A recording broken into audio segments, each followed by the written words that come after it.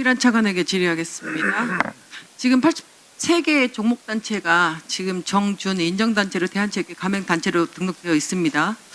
이들 중 차이점은 있지만 종목 특성상 배드민턴이나 탁구 같은 종목은 고등학교 1순위 선수가 대학 진학을 원할까요? 아니면 실업 입단을 원할까요?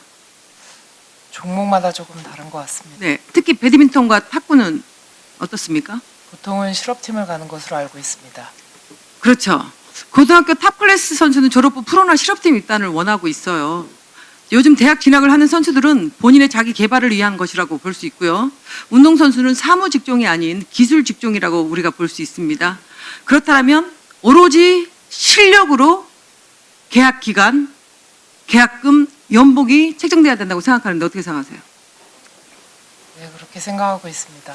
그런데 배드민턴 실업연맹 규정에 따르면 계약 기간, 계약금, 연봉 등에 있어 고졸, 대졸을 차별하는 등 현실에 맞지 않아 지금 화면 나오고 있죠? 개선할 필요가 있다고 보는데 차관님 생각은 어떻습니까?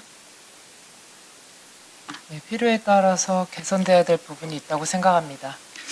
네, 제가 이 말씀을 드리는 이유는 세계 랭킹 1위 안세영 선수가 실업연맹 배드민턴 실업연맹 시대에 뒤떨어진 연봉 규정으로 인해서 얼마 전까지 연봉 수준이 6천만 원이었습니다. 그런데 세계 랭킹 13위인 인도 선수는 97억을 벌었다고 합니다. 국민 감정상 도저히 이해가 안 되는 일이 우리 대한민국에서 벌어지고 있어요. 29년 만에 방수현 선수 다음으로 29년 만에 안세영 선수가 나왔어요. 그런데 고졸이라는 것 때문에 6천만 원 상한액에 정제되어 있었던 거죠. 저는 이걸 바로 고쳐야 된다고 생각합니다. 김택규 회장님. 네. 배드민턴 협회 하한은 없고 상한만 존재하는 연봉 규정 바꿔야 한다고 보는데 네. 이해되십니까? 네. 예를 들어서 하한액을 3천만 원 이상으로 한다라고 했을 때 실력이 낮은 선수는 3천만 원부터 시작을 하면 됩니다. 네. 그래서 지금 현재 보게 되면 상한만 존재해요. 그래서 저는 이 부분에 있어서 실력이 낮은 선수는 3천부터 시작하고 세계 랭킹 1위 선수는 팀과 협상을 통해서 더 많이 받을 수 있도록 해줘야 된다고 생각하는데 어떻게 생각하세요? 동의합니다. 동의하는데 왜 이거 개선 안 하세요? 그 부분은 이제 실업연맹의 규정이기 때문에 실업연맹과 협의를 해서 그거를 개선하도록 하겠습니다. 실업연맹이 회장님 위에 있나요? 회장님. 밑에 있습니다. 아니요.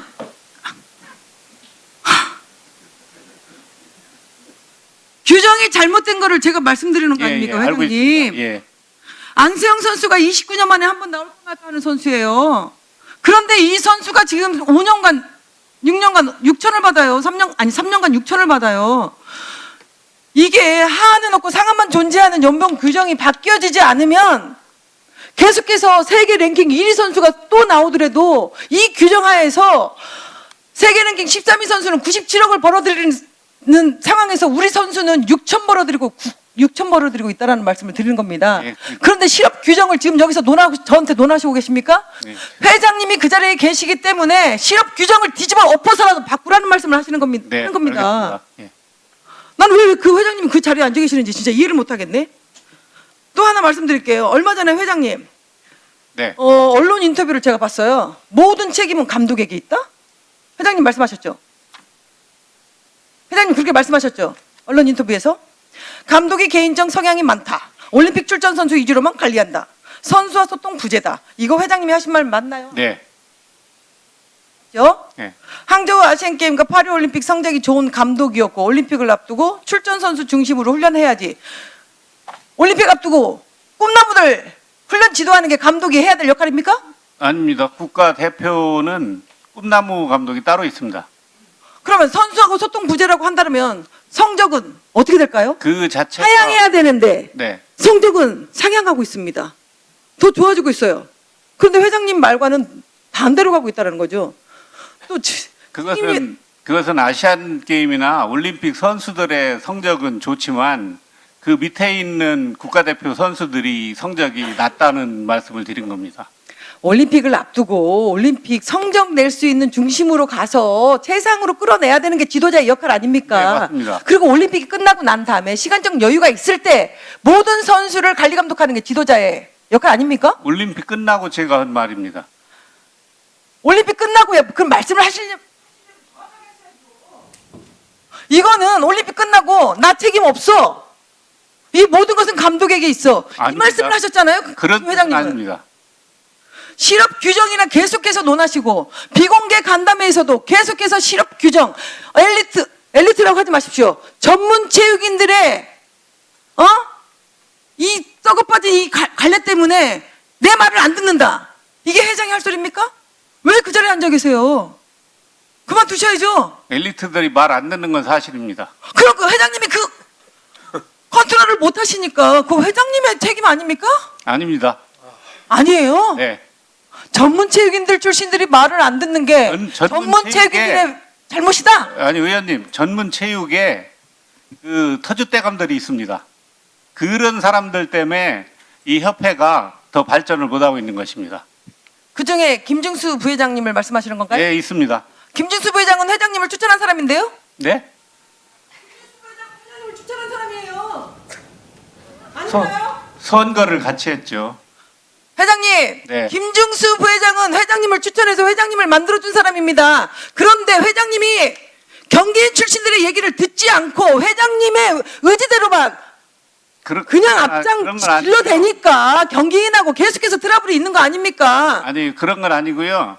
제가 선거에서 이겼다고 해서 저의 권한이 없었습니다. 권한을 전문체육 선수들이, 전문체육 출신들이 가지고 있기 때문에 제가 이 사회 하나를 통과시키지 못했습니다. 저 비즈니스석을 없애려고 해도 비즈니스석을 타지 않는, 그거 2018년도에 회장님이 2018년도에 있었던 일이라고 해서 다 그거 2022년도 개선했다고 했습니다. 개선했다고 말씀하셨습니다. 개정을 못했습니다. 개선해서 지금 선수들이 이코노미에서 개인이 돈을 내고 비즈니스 살 수 있게 만들었다고 아니 했습니다. 그거는 선수들이고요. 임원이 비즈니스석 타는 것을 그 없애려고 했는데 그게 없앨 수가 없었습니다.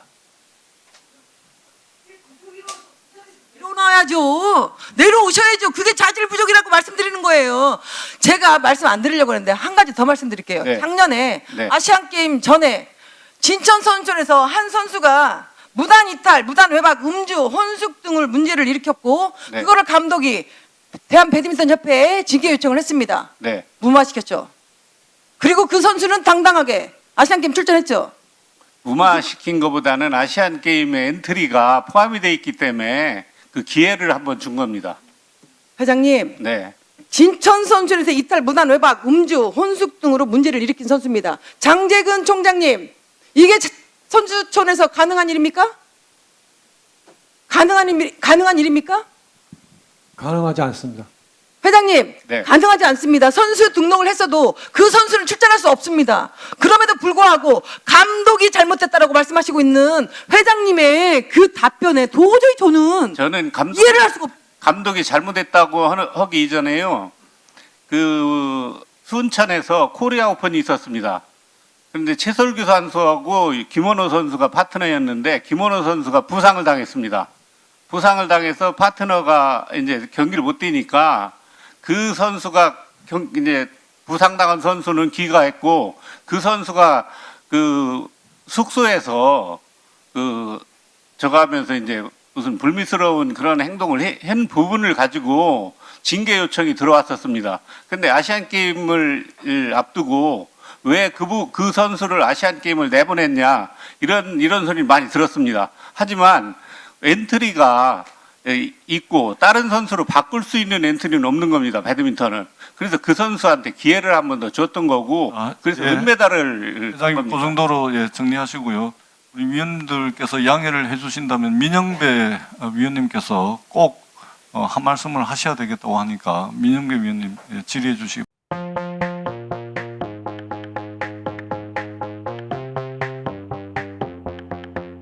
입합니다. 오 장관님. 그 보도 보셨죠? 그 김건희와 이종호 통화네요. 2020년 9월 23일부터 10월 20일까지 무려 40차례 통화를 했다는 걸 보셨죠? 그런 뉴스만 봤습니다. 확인해 보셨습니까? 아니요. 아직 확인해보지 않았습니다. 이렇게 중요한 보도가 나왔는데 확인을 안 해보시고 국회에 오셨습니까? 법무부 장관이 저 수사 내용 내지는 그 기록에 있는 내용을 일일이 다 확인하지 않습니다. 국회에 나오실 때는 보도를 좀 확인하고 경위를 파악하고 나오시는 거 아닙니까? 저 보도가 있다는 것만 알고 왔습니다. 보도 내용은 안 보셨고요? 그 보도 내용이라는 게 전화를 뭐 누구랑 했다 안 했다인데 자. 그 구체적인 내용을 제가 확인하기는 어렵습니다. 장관님도 수사를 해보셨으니까 주가 조작 수사에서 가장 중요한 게 뭡니까? 아니 지금 초점을 안 주가 조작이 뭐 공모 내지는 그 실제 행위, 가담 행위 이거 규명하는 것이 제일 중요한 게. 주가 조작의 가장 중요한 것은 이상거래 심리 분석입니다. 이게 기본입니다. 자, 도이치모터스 이상거래 심리 분석은 언제 이루어졌는지 아십니까? 저는 알지 못합니다. 그러면 저 통화내역을 보시면 황희석 고발인 조사 전입니까 후입니까? 제가 거기에 언급하기는 제가 알지를 못합니다. 장관님 보도를 보셨잖아요. 의원님께서는 그 당시에 수사 책임자로 있어서 저 내용을 아신지 모르겠지만은 저는 지금 와서 저 재판이 진행되고 알겠습니다. 있거나 수사하고 있는 내용에 대해서 구체적으로 주가 조작의 보고를 가장 받지 중요한 않고 게 있습니다. 이상거래 심리 분석인데 이거 지금 확인하는 거 아니에요? 이렇게 모른다고 말씀하시니까 국민들께서 장관님도 김건희 주가 조작 사건을 덮는데 일조한다고 비판을 받는 겁니다. 다시 한번 묻겠습니다. 이상거래 심리 분석 언제 이루어졌는지 확인해서 보고해 주시기 바랍니다. 자, 보도에 보면 2020년 9월 23일부터 집중적으로 김건희와 이종호가 연락을 했습니다. 25일은 김건희가 뭐 연락했습니다. 김건희가 왜 9월 23일부터 이종호에게 연락했다고 생각합니까? 알지 못합니다. 이상거래 심리 분석을 이루어지면 검찰이 먼저 주가적으로 의뢰하고 분석을 의뢰하고 그것을 거래소에서 심리 분석하게 됩니다. 그럼 자료를 분석하게 되겠죠. 그렇죠? 그러면 이미 수사가 시작됐다는 거 아닙니까? 김건희가 수사 상황을 실시간으로 어떻게 파악하고 있었는지 모르지만 이 심리 분석이 이루어지니까 이 범행이 들킬까봐 이렇게 이종호에 연락을 많이 한 겁니다. 어떻게 생각하십니까? 여기 여러 위원께서 잘 아시다시피 이 사건은 검찰총장의 중앙지검 수사에 대한 지휘권이 배제되어 있습니다. 그 당시에 배제가 안 됐습니다. 장관은 이 당시에는 제 이야기를 총장이 좀 지휘를 제가 하고 있을 제 때예요. 이야기를 좀 들어보십시오. 지금 장관은 배제된 상태에서 임명이 됐습니다. 그래서 저는 알겠습니다. 무슨 말 알겠습니다. 장관이 총장을 자. 통해서 이 사건에 대해서 보고를 받지 않고 있습니다. 그래서 그 지금 대화 의원님께서 내용도 말씀하시는 그 보도를 보면 내용을 주가 조작 그런 구체적인 내용에 대해서 제가 보고받지 못하고 있습니다. 어떻게 김건희가 사장을 이렇게 실시간으로 파악해서 수사에 대처하고 있었는지 정말 심각한 일입니다. 이제는 그 총장이 이제는 대통령이 됐습니다. 그러면 검찰의 총장 이 김건희 그 내용은 의원님께서 누구보다 잘 아실 거라고 생각합니다. 특검밖에 답이 없다고 생각합니다. 네, 박지원 의원님.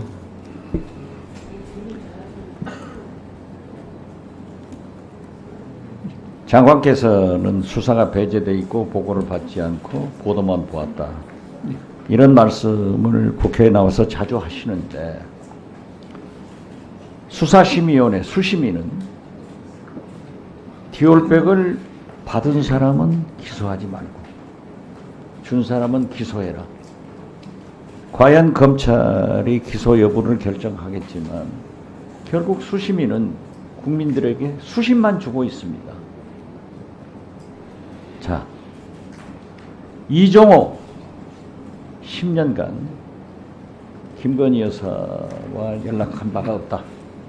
도이치모터스 주가 조작에도 관련 없다라고 했는데 이제 40번의 통화 기록이 나왔고 심지어 김건희 여사의 다른 전화를 통해서 통화한 것도 있다. 이런 것이 밝혀지고 있습니다.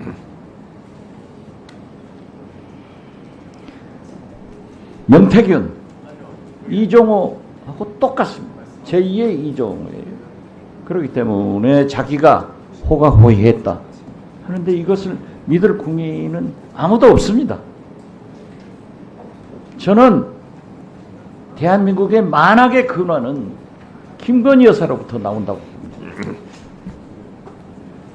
여기를 검찰과 법무장관께서 보호를 한다고 해도 이건 안 됩니다.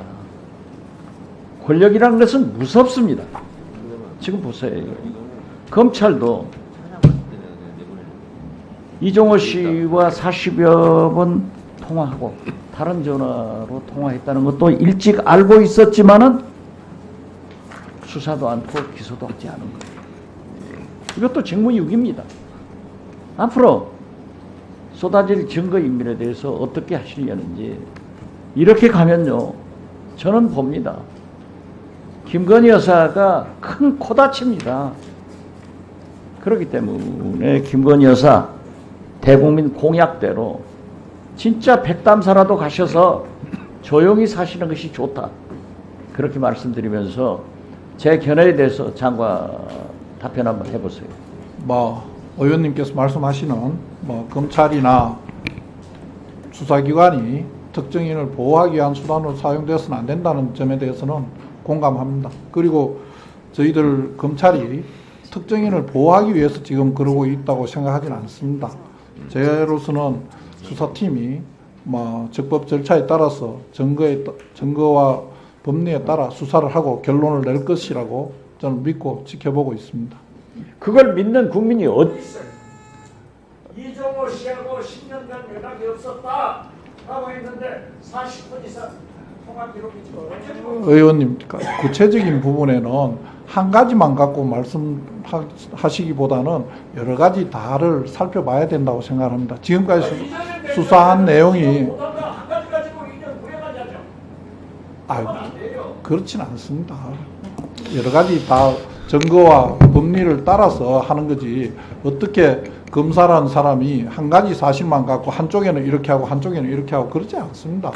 그게 가능하다고 저는 생각하지도 않고 한 번도 그렇게 생각하고 검사 생활을 해본 적이 없습니다. 자, 장관님. 저도 그냥 넘어가려고 했는데 기왕 말이 나왔으니까 저도 짧게 질문 좀 하겠어요. 3분 넣으세요, 저도. 장관님. 예. 돈을 준 사람도 받은 사람도 같이 처벌해야 되는 거죠? 뇌물이나 정치자금법 같은 경우. 그렇죠? 네. 그런 것처럼 준 사람 받은 사람 결론이 그렇게 나지 않는 경우도 있어요. 준 사람 대체적으로 그거죠. 준 사람 받은 사람 다 처벌하는 게 맞는 거죠. 자, 그런데 김건희 여사 수사심의위원회는 최재형 목사 쪽은 다 배제하고 하니까 기소하지 말라 이렇게 이제 수사심의위원회 결과가 나왔어요.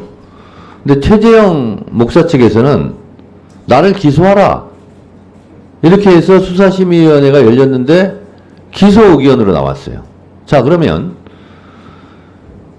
명품백을 나는 청탁용으로 줬다 하는 최재형 목사를 기소하면서 그것을 받은 김건희 여사는 기소하지 않는다 라는 것이 있을 수 있겠습니까?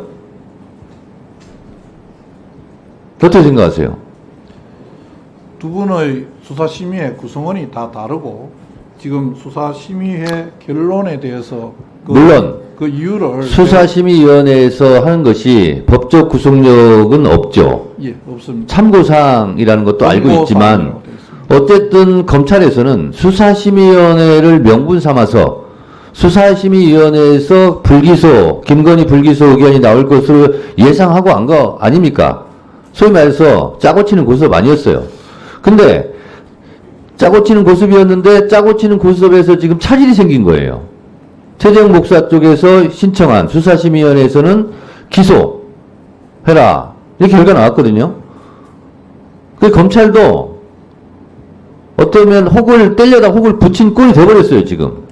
그래서 애초에 수사심의위원회도 기소하지 말라고 하니까 우리는 기소하지 않겠다라고 했던 계획표를 세워놨다면 이제 수정이 불가피한 거죠. 기소해라 이렇게 나왔으니까 기소해야 되는 게 맞죠.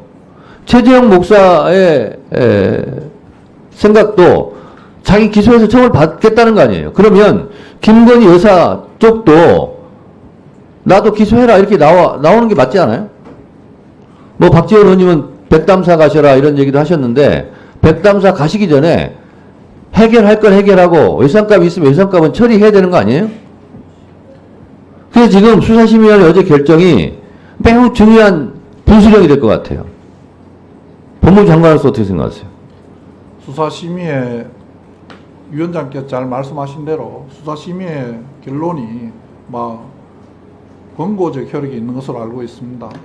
지난번 수사심의의 결론하고 이번에 낸 결론하고 수사팀에서 기존 증거와 법리 잘 참고해서 사건 처리할 것으로 알고 있습니다. 수사심의위원회에서 불기소해라, 아니다 기소해라 그러면 기소하는 게 맞습니다. 수사심의위원회의 의견을 듣지 않을 거면 뭐하러 수사심의위원회를 요청합니까? 저는 그것이 맞다 이렇게 생각합니다.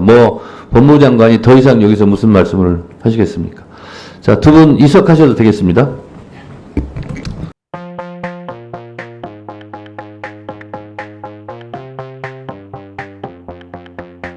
우리 박문성 참고인님, 지금 이 문제에 대해서 어떻게 생각하십니까? 축구인의 한 사람으로서.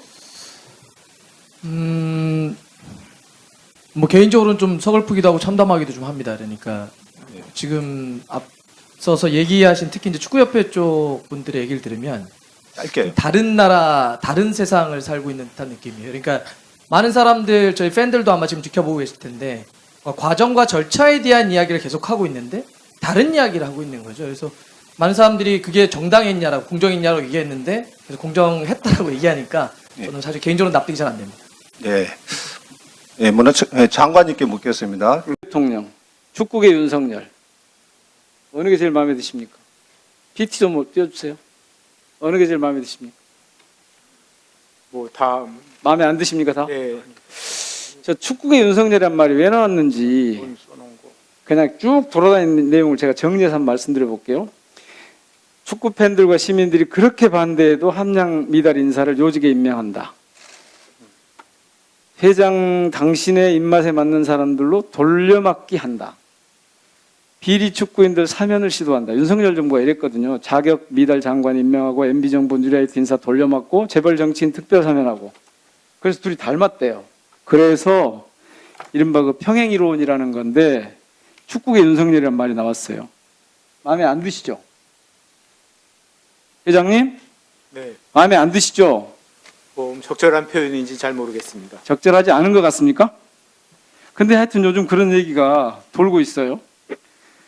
제가 노조 성명서를 비롯해서 커뮤니티에 나와 있는 여러 가지 축구 팬들의 이야기를 쭉 종합해 보니까 지금 띄워져 있는 것처럼 올려보세요. 정몽규 회장이 물러나야 할 10가지 이유. 제가 한번 얼른 한번 쭉 봐보십시오. 혹시 내가 이거 한 거 아닌데? 그런 게 있습니까? 박문성 참고인 잠깐 마이크 좀 준비해 주세요. 회장님 혹시 억울한 거 있으세요? 아니다 이거 아닌데 싶은 거 있습니까? 사면 파동, 집행부 무능력 무원칙, 클린스만 선임, 아시안컵 4강 탈락, 위약금 논란, 올림픽 진출 실패, 홍명보 감독 선임과 절차, 회장 사선 연임 논란, A매치 티켓값 기습 인상, 협회 사회화 및 한국축구 발전 조회. 혹시 이거 나 아닌데 싶은 거 있으십니까? 없으십니까? 뭐 10번, 9번 뭐 이런 거는 뭐 9번, 10번 아닌가요? 예. 아니라고 생각합니다. 8번도 아닌가요?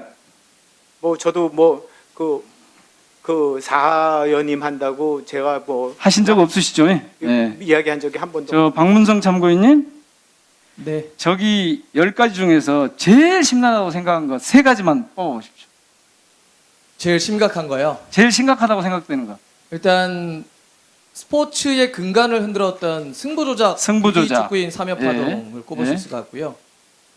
좀 더 보기를 보여주겠습니까? 지금 사라지셔가지고. 빨리빨리요. 그리고 홍명보 감독 선임과 절차 선임. 문제. 예. 그리고 2번 본질적으로는 지금 정몽규 회장 체제에서의 독서, 무능력, 불공정, 행정을 너무 잘못하는 거죠 지금이. 네. 축구협회가 운영을 제가 오전에 내내 보면서 어떻게 저렇게 허술하게 협회가 운영이 될까? 이 대기업의 회장님이 협회 운영을 아마 임원들한테 너무 맡겨놓으셔가지고 그분들이 하는 대로 그냥 가서 그랬나 싶을 만큼이었어요. 자, 어쨌든 고맙습니다. 뒤에 계신 박문성 의원께 마지막 질문 드리겠습니다. 대단히 안타깝습니다. 축구협회 지도부 회장님, 그리고 홍명 감독님, 이임생 기술이사님, 전혀 본인들의 잘못이 없다. 절차적으로 완벽했다라고 얘기하시는데 저는 죄송합니다. 1분만 마지막 쓰겠습니다. 축구협회에서 행정을 관리하고 있는 축구협회가 이런 태도를 보이고 있다고 하면 그 반대의 목소리 분명히 존재한다고 생각합니다.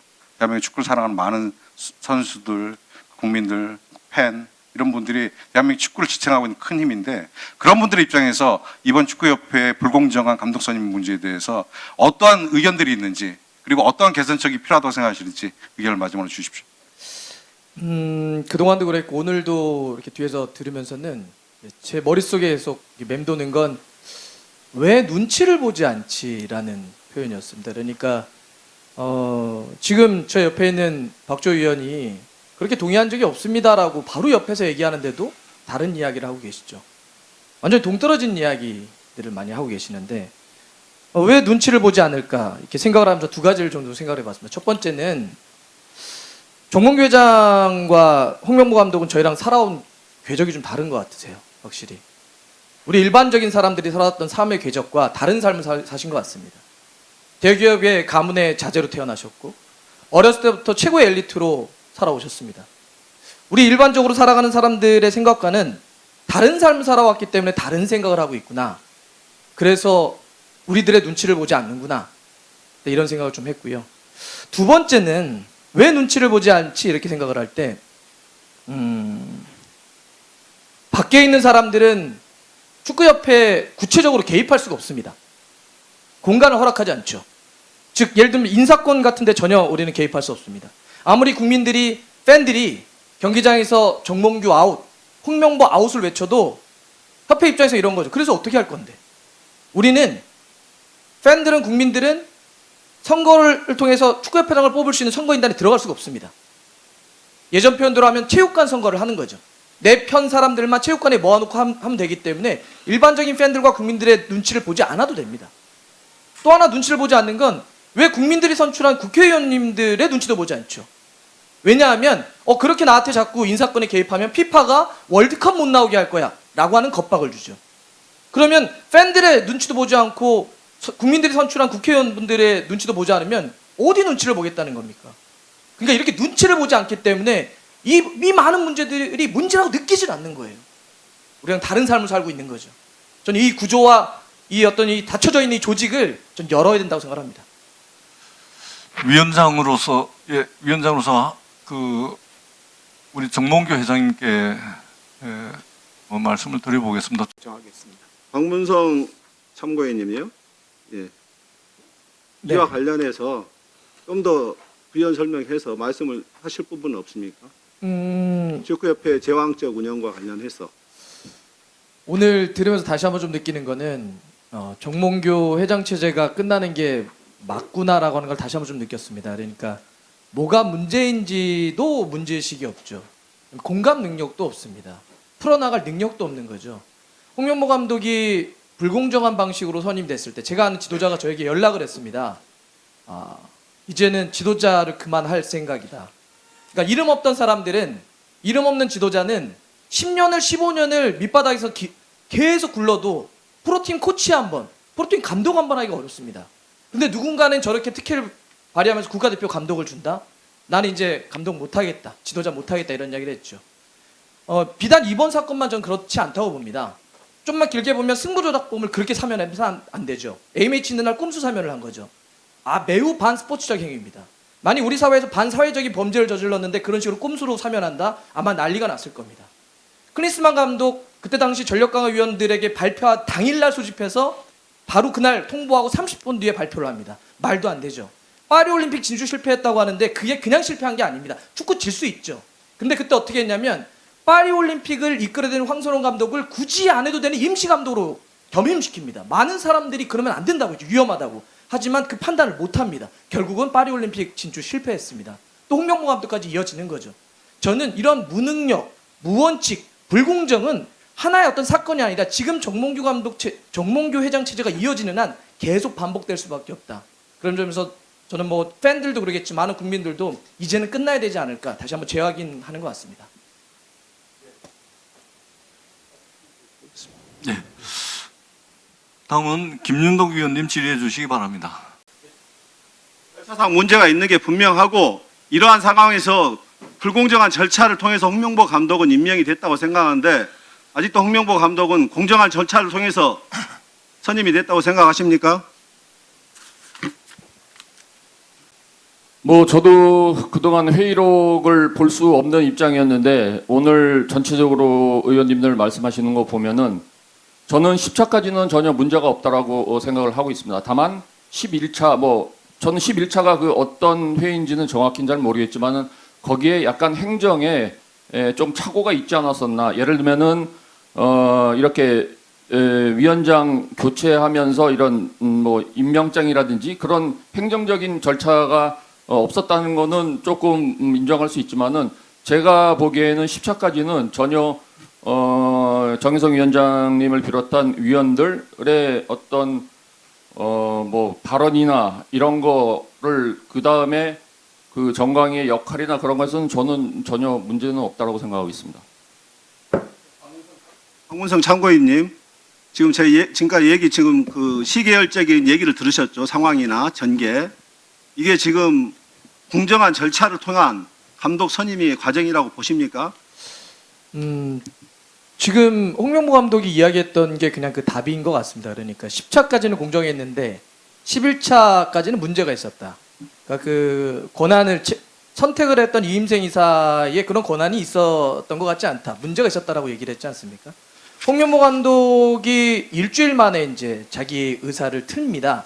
그러니까 6월 30일 포항과 울산과의 경기 포항 원정을 가서 기자들 앞에서 공식적으로 얘기를 하죠. 하지 않겠다. 울산 팬들에게도 이야기를 합니다.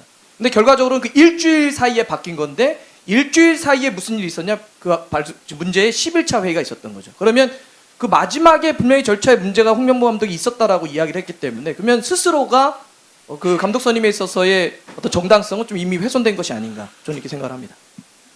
예, 우리 조경님 정리해 주시고. 예, 지금 본인이 원했건 원하지 않건 간에 불공정한 절차를 통해서 감독 선임 절차가 이루어졌습니다. 그렇다면 아까 그 홍명보 감독께서 본인은 분명하게 공정한 절차로 선임되었다고 믿었지만은 실제 상황과 결과 절차 진행 과정은 불공정한 과정 속에서 감독이 선임이 되었습니다. 이에 대해서 아까 얘기했다시피 불공정한 절차를 통해서 임명되었을 경우에는 감독직을 사임할 의향은 없는지 다시 한번 묻겠습니다.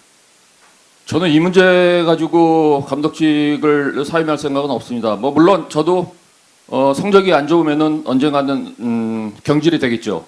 그렇기 때문에 제가 지금 맡은 역할은 남은 기간 동안 우리 팀을 정말 강하게 만드는 게 제 역할이라고 생각하겠습니다. 그리고 또 한 가지 더 말씀드리면은 좀 아까 말씀하셨는데 제가 행정적인 문제가 있다고 얘기하지 않았습니다. 행정적인 오차가 있다고 말씀드렸어. 그 부분 잘 이해해 주시기 바라겠습니다. 문제와 오차는 또 무슨 차이가 있는 거죠? 이렇게 계속해서 말 바꾸게 할 겁니까?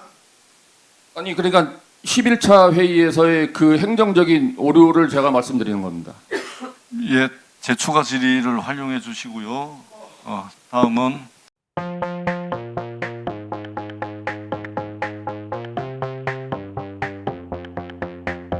그 의사일정 제3항 4항 공수처법 개정안 관련해서 대체 토론하겠습니다. 오동훈 공수처장님께 질의하겠습니다. 공수처장님 PPT 띄워주세요. 지금 김건희 여사와 관련된 고발이 공수처로 접수된 건이 몇 건이나 되는지 아시나요? 지금 정확하게는 지금 말씀드리기가 좀 곤란합니다. 모르고 계시는 건가요? 사건이 좀 많기 때문에 사건이 많습니다. PPT 띄워주세요. 그 코바나 컨텐츠 뇌물성 협상 사건, 삼성전자가 시세보다 싸게 아크로비스타 아파트를 뇌물성 전세 계약 해준 건, 명품백 받은 알선 수재 건, 임성근 사단장 구명 로비 의혹 건 등 이게 제가 알고 있는 것만 해도 이렇게 많습니다. 검찰은 김건희 이름만 나와도 조사도 제대로 못하고 벌벌 떨고 있고, 김건희 여사의 도이치모터스 주가 조작 혐의는 전주 손모씨보다 훨씬 더 가담 정도가 중하고 수십억 원의 이익을 봤다는 검찰 보고서도 있는데도 불구하고 기소하지 않고 있습니다. 국민들은 지금 검찰이 국민을 위한 검찰이 아니라 대통령과 김건희 여사를 위한 검찰이라고 생각하고 있습니다. 거의 포기 상태거든요. 이럴 때 공수처라도 그 기능을 충실히 해주어야 하는 것 같습니다. 맞습니까? 네, 그리 생각합니다. 최근 뉴스 보시면 아시겠지만 더 큰 문제가 수면위로 올라와 있습니다.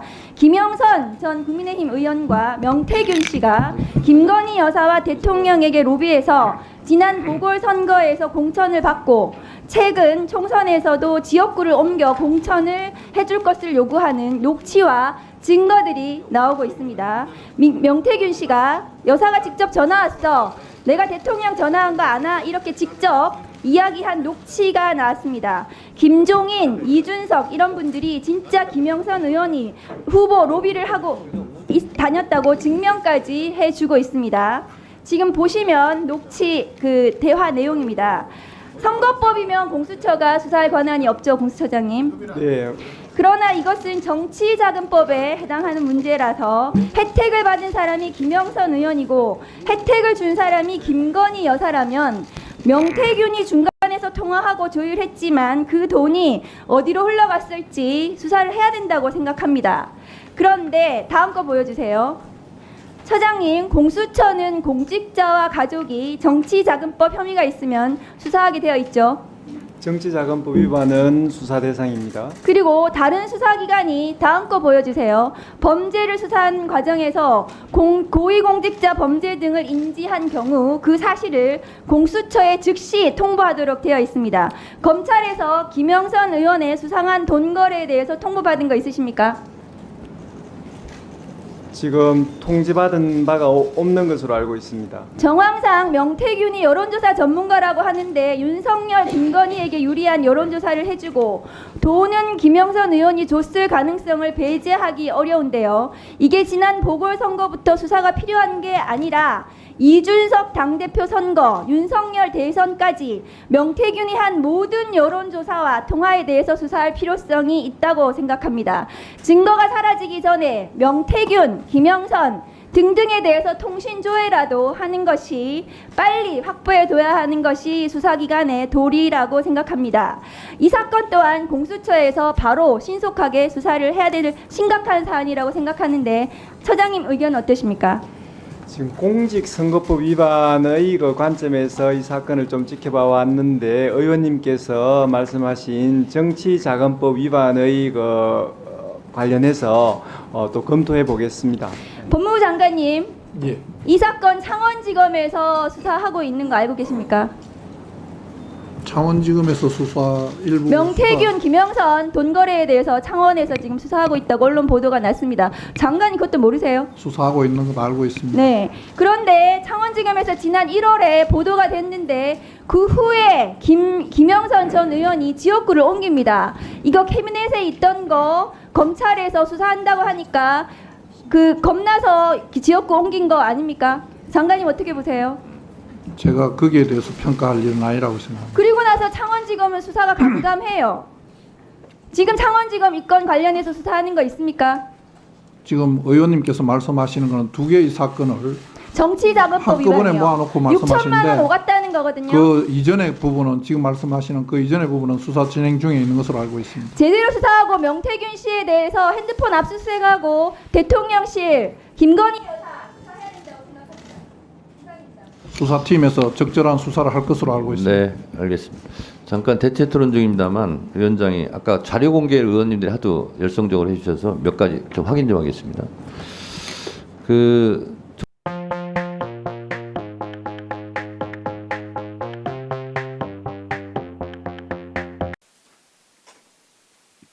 질의에 앞서 위원장님 의사진행 발언 잠깐 해도 될까요? 예. 오전에 제가 대한체육회장과 관련한 질의에서 제가 볼 때는 대한체육회장이 분명한 위증의 범주 안에 들어가 있다고 봅니다. 그리고 제가 추가 질의를 통해서 더한 얘기를 좀 할 수 있는데요. 대한체육회장이 이 건에 대해서 잘 곰곰이 생각해보고 이 자리에서 저를 포함한 모든 우리 문체위원님들께 양해와 사과의 말을 한다면 위증에 대한 고발은 저는 개인적으로 거기까지 가고 싶은 생각은 없는데 위원장님께서 그걸 한번 여쭤봐 주시고 그게 맞춰서 제가 질의 수위를 좀 맞춰볼 겁니다. 이기영 대한체육회장님 오전에 우리 박정아 간사님께서 질의 답변하시는 중에 정의원으로서 위정에 해당될 수 있는 발언이 있었다는 것을 인정하십니까? 저는 그 오전에도 말씀드린 처럼 아까 식사 후에 강원도 체육회장님하고 통화를 했습니다. 통화를 해서 어제 이제 그 18분의 시군구 회장님들이 계셨고 많은 이야기들이 오고 가고 했는데 제가 말을 잘못했는지는 모르겠습니다. 그렇지만은 저의 그 발언 취지는 그 지금 강원도뿐만 아니라 다른 시도에서도 그러한 얘기가 반복적으로 많이 하고 있다. 이 얘기를 제가 표현을 한 겁니다. 그런데 그게 만약에 또 저도 많은 얘기를 어제 2시간 동안에 얘기를 했기 때문에 그게 이제 제가 잘못 인식이 됐다면 이 자리를 빌어서 그건 정정을 하고 또 사과를 드리겠습니다. 그러나 저의 발언 취지는 그랬다는 말씀을 드립니다. 예. 그 사실은 국회 현안 질의에 정인으로 출석을 하셔서 예, 또 국회가 또 불필요한 고소고발 위정에 대해서 이런 것이 이루어지지 않도록 주의를 해주시고 우리 박정아 그 의원님께 사과하신 것으로 그렇게 받아들이도록 하겠습니다. 의사 일정대로 우리 박정아 위원님 질의해 주시기 바랍니다. 지금 사과를 받아 주신 걸로 이해하신다. 지금 저는 그렇게 느껴지지 않아서 이제 여쭙겠습니다. 예. 분명하게 깨끗하게 사과하시면 될 텐데 왜 그렇게 하세요? 아니, 어제 제가 그런 방금- 취지의 발언 예. 하셨어요? 안 하셨어요? 그런 취지의 말씀을 아까 방금 자, 말씀드렸던 대로 그만. 자, 이 앞에 기사 PPT 좀 띄워주세요. 이게 어제 이경 우리 회장님께서 강원도 체육회에 가서 하셨던 말씀에 대한 보도 내용이에요. 여기 보면 아까 아니라고 했지만 그리고 오전에 뭐라고 말씀하셨냐면 지금처럼 잘못된 것 같습니다.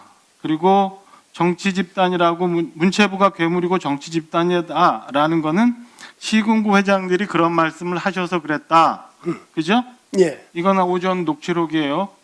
그리고 체육계에서 들어왔다. 그리고 그러면 이게 그 선동을 해서 집단 행동을 하자는 거니까 그러니까 그게 아니다 이런 취지로 말씀하셨어요. 그리고 뭐 문체부가 괴물이다, 뭐 정치 집단이다, 뭐 지사하고 도의회 의장에게 경고했다 이런 말 다 아니라고 했잖아요. 아니 경고라는 아니 다만 예. 그렇게 하셨어요 안 하셨어요 그 말씀만 하시면 되지 왜? 저는 경고라는 말씀을 드리지 않은 것 같습니다. 녹취록에 있는데 그게 아니란 말이에요. 자 녹취록 봅시다.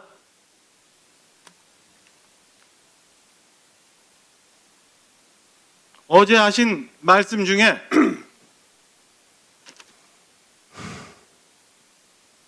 내가 볼 때는 문광부가 괴물이고 정치 집단입니다. 내가 볼 때는 소리 나오나요 이거? 장관께서 뭐 괴물이다, 정치 집단이다. 내가 볼 때는 문광부가 괴물이고 정치 집단입니다. 누구 목소리예요? 네, 제 목소리입니다. 이래도 아니에요? 아니 제가 지금 자, 두 번째 봅시다. 예. 김진태 지사 건 나오는데 봐요. 김진태 지사한테도 도의회 의장한테도 경고를 여러 차례 했습니다. 녹취 봅시다.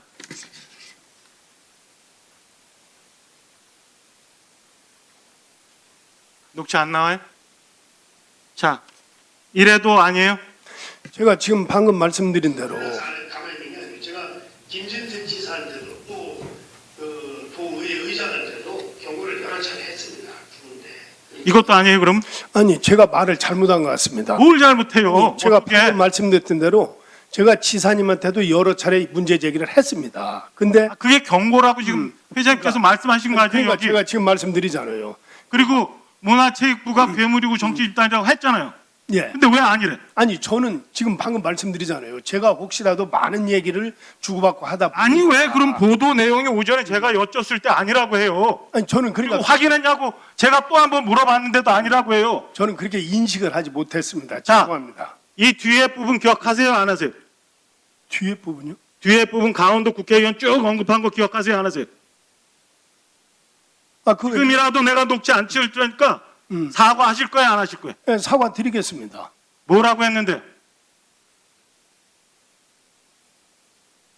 자, 저는 도저히 이걸 묵과를 못하겠습니다.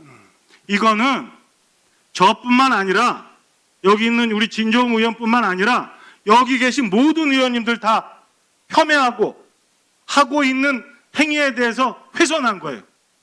국민들이 더 많이 알라고 대한체육회장이 이렇게 잘못 얘기한 거 그리고 잘못 운영되어 온 거 자료 받아서 우리 의원님들이 국회에서 질의하고 있는데 그거를 망조가 들었다?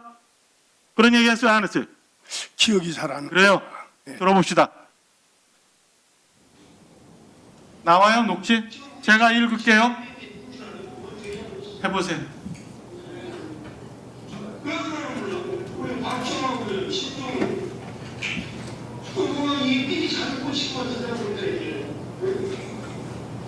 필이 어떻게 잘못 꽂혔는데?